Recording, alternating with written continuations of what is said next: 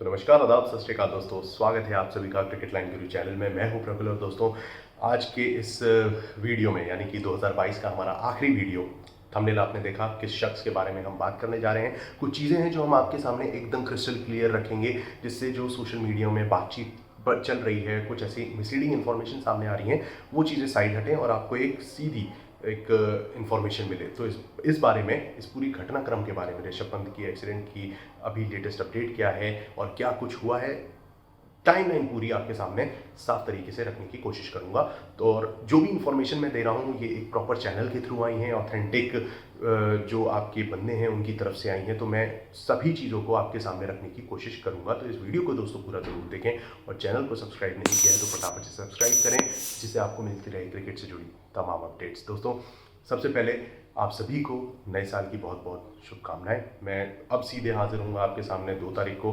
तो सबसे पहले आपके परिवारजनों को, आपको नए साल की बहुत बहुत शुभकामनाएं, और उम्मीद करता हूँ ये नया साल आपके लिए खुशहाली लेके आए और आप भाई तरक्की की सीढ़ियाँ चढ़ते रहें, और ख़ास तौर से पेंडेमिक से दूर रहें दोस्तों। तो आप सभी को बहुत बहुत शुभकामनाएं।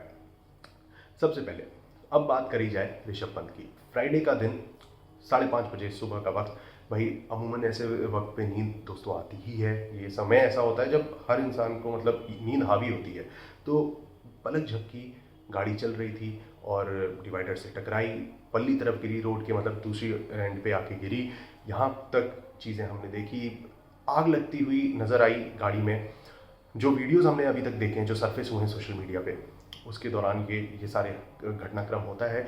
इसी दौरान हरियाणा रोडवेज की बस आती है, जहाँ पे कंडक्टर और ड्राइवर इस हादसे को देखते हैं। वो रोकते हैं गाड़ी, उस लड़के की मदद करते हैं जो विंडशील्ड तोड़कर बाहर निकलने की कोशिश कर रहा है।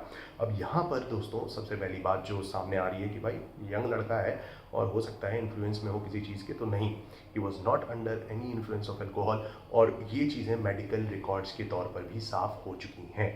अब कि उनकी पीठ पे जो निशान है वो कैसे आए हैं, तो दोस्तों जब वो विंडशील्ड तोड़ के बाहर निकलने की कोशिश कर रहे थे, तो उस समय वो पीठ के बल निकले हैं, और जो रगड़ने की वजह से, घिसटने की वजह से उनकी पीठ पे जो निशान है वो उसकी हैं, जलने की वजह से नहीं है। हालांकि गाड़ी ने आग पकड़ ली थी उस वक्त जब वो कोशिश कर रहे थे बाहर निकलने की, और इसमें मदद करी उस हरियाणा रोडवेज की बस के ड्राइवर और कंडक्टर ने, और साथ ही जो आसपास के लोग हैं उन्होंने फटाफट से कॉल किया गया एनएच, क्योंकि एनएच का मामला था तो एनएच को कॉल लगाया। और जैसा कि होता है भैया हमारे यहाँ देश में, एनएच ने फ़ोन नहीं उठाया।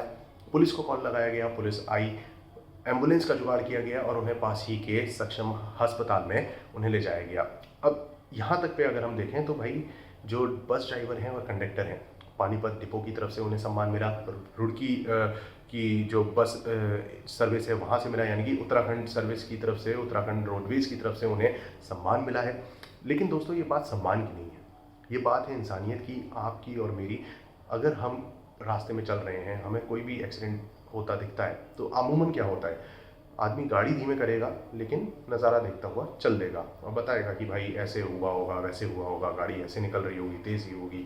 तो अब यहाँ पर जो ओवर स्पीडिंग की बात है, ये भी आपको क्लियर कर दें कि भाई जो वहाँ के आला अधिकारी हैं, पुलिस अफसर हैं, उन्होंने इस बात का साफ तौर से खंडन किया है। उन्होंने साफ बयान दिया है कि गाड़ी जिस रास्ते से गई है उस रास्ते के तकरीबन 8-10 कैमरे खंगाले गए हैं, और ये चीज़ साफ हुई है कि ऋषभ पंत ओवर स्पीडिंग नहीं कर रहे थे। ये चीज़ पुलिस का बयान आया है दोस्तों। लेकिन जो वीडियो हमने देखा है उस वक्त गाड़ी स्पीड में थी, लेकिन कहें कि वो विंडो जो हमारे सामने कैमरे का जो एंगल था वो ऐसा था कि गाड़ी नो डाउट अगर 100 की, वो क्योंकि रोड ऐसी छोटी है वहाँ पे, अगर आप 8 लेन पे चल रहे हैं तो आपके लिए 100 की स्पीड कुछ नहीं है। अगर आप 2 लेन में, 1 लेन में चल रहे हैं तो आपके लिए भाई 80 की स्पीड भी बहुत होगी। तो दोस्तों उस लिहाज से अगर हम देखें तो उस पर हमें जो वीडियो में देखा है उससे जज नहीं करना चाहिए। खैर, इस बारे में आपका क्या ख्याल है? आप भी जो भी मैं बातचीत आपके साथ चीज़ें शेयर कर रहा हूँ उसका जवाब आप कमेंट सेक्शन में देते रहिएगा, और मैं भी उसका जवाब आपको दूंगा। और फिलहाल मुद्दे पे आते हैं। तो यहाँ पे उन्हें ले जाया जाता है, और जैसे भी अगर जिस तरीके की ये वारदात है, जो हादसा होता है, उसमें अमूमन ये होता है कि भाई आपको इमरजेंसी वार्ड में ले जाया जाता है और आपकी मरहम पट्टी होती है। सबसे पहले जो फर्स्ट एड जिसे हम कहते हैं वो दिया जाता है। उनके सर पे कट था तो डेफिनेटली उन्हें वहाँ पे पट्टी करी गई है, और जो उनके फेस पे जो कट आए हैं, जो कटा फटा है, तो उन सब के उनका फटाफट से इंस्टेंट रेमेडीज़ उनको प्रोवाइड करी गई हैं। तो ये चीज़ें हुई, और साथ ही साथ क्योंकि हेड इंजरी थी और भाई स्पाइनल कॉर्ड का सबसे पहले एमआरआई किया गया जो कि नॉर्मल आया। एंड ये चीज़ नो डाउट ऋषभ पंत के लिए भी काफ़ी राहत देने वाली बात हुई होगी। हम सभी फैंस के लिए ये राहत की बात है कि भाई उनका हेड इंजरी, ब्रेन और स्पाइनल का जो एमआरआई हुआ है वो नॉर्मल आया है। लेकिन पैर में लगी थी चोट, जो पैर में उनके एंकल और नी की अगर हम बात करें तो यहाँ पे बहुत ही ज़्यादा सूजन है। दोस्तों आपने देखा होगा अमूमन हमारे यहाँ घर में क्या होता है कि पलंग के किनारे से हम अगर निकल रहे हैं, हमारे घुटने में चोट लग जाती है, कभी कभार पलंग से टकरा जाते हैं किनारे से, तो वो दर्द जो होता है वो शायद आपने महसूस, मेरे साथ तो कई बार हुआ है, आपके साथ भी हुआ होगा। अब एक तो दोस्तों वो दर्द हो गया, और एक ये दर्द जहाँ पे एक्सीडेंट हुआ है, आप गाड़ी में आग लगने वाली है और आप बाहर निकल रहे हैं, आप लहूलुहान हैं, आपके सर पे चोट लगी है और आपके पैरों में चोट लगी है, आप लंगड़ा के बाहर निकल रहे हैं। ये दर्द कैसा होगा दोस्तों? अनइमेजिनेबल पेन है ये, और खुदा न खास्ता आपके साथ कभी ऐसा हो और आपको इस दर्द से गुजरना पड़े। बट उम्मीद करता हूँ कि भाई ऋषभ पंत जल्द से जल्द सही हो, क्योंकि यहाँ पर जो पैर का जो एमआरआई होना है नी और एंकल का, ये दोस्तों तभी हो पाएगा जब उनका दर्द कम होगा, सूजन कम होगी, तभी पता लग पाएगा कि किस इंटेंसिटी के साथ वो इम्पैक्ट हुआ है।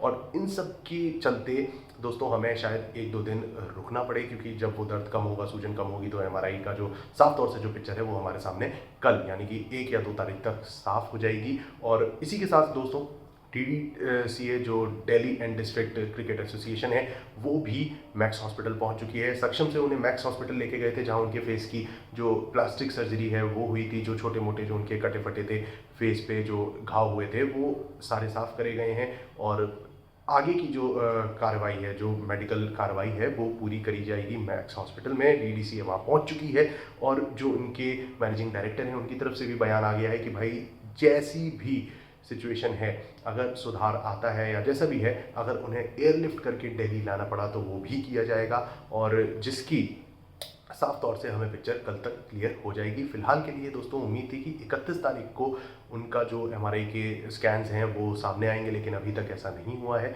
उम्मीद करते हैं कि भाई कल तक हमें एक साफ पिक्चर मिले, और उम्मीद करेंगे दोस्तों कि जल्द से जल्द ये खिलाड़ी, ये हरफनमौला खिलाड़ी एक बार फिर मैदान में उतरे और ओपोनेंट्स के भाई छक्के छुड़ाए। मैदान की बात जहाँ तक है तो दोस्तों एज अ क्रिकेटर एक कम उम्र में इस लेवल तक पहुँचना, इतने सारे क्रिटिसिज्म को झेलते हुए आगे बढ़ने का मतलब है उनका विल पावर डेफिनेटली काफ़ी स्ट्रॉन्ग है। और जिस तरीके के वो इंसान हैं, जैसे कि उनकी बॉडी लैंग्वेज है, उम्मीद करते हैं कि वो जल्द से जल्द 2023 में कई लोग ऐसा बोल रहे हैं कि भाई नहीं आ पाएंगे, कई लोग ऐसा बोल रहे हैं कि भाई पूरा करियर ख़त्म हो गया, लेकिन नहीं, ये बंदा इतनी जल्दी हार मानने वालों में से है नहीं दोस्तों।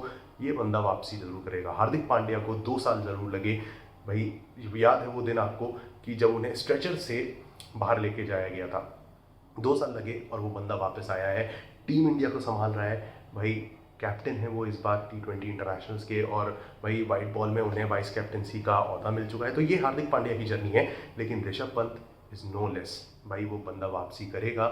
हमें इस साल के IPL में ना सही, अगले साल IPL में दिखेंगे। इस साल में भले उनका 4-5 महीने, 6 महीने, 7 महीने उनकी रिकवरी में लगे, लेकिन इस साल वो मैदान में आएंगे ज़रूर। भले ही मैच ना खेलें, लेकिन मैदान में उतरते थोड़ी बहुत रनिंग जॉगिंग करते हुए इस साल वो आ सकते हैं। ये तो दोस्तों ये मैं उम्मीद करता हूँ कि भाई इस साल वो मैदान में कहीं ना कहीं जॉगिंग करते हुए हमें नज़र ज़रूर आए। दोस्तों उम्मीद करता हूँ, दुआ है मेरी कि वो जल्द से जल्द भाई सही हों और हमारे ओपोनेंट्स की एक बार फिर छक्के छुड़ाते हुए नजर आए। फिलहाल के लिए दोस्तों बस इतना ही।